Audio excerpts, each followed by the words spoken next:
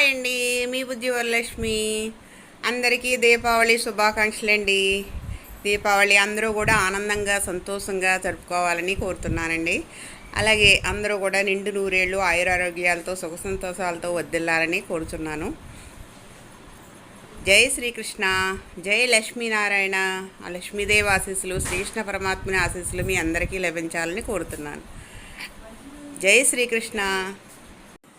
చీకటి వెలుగుల రంగేళి, జీవితమే ఒక దీపావళి, ఈ జీవితమే ఒక దీపావళి.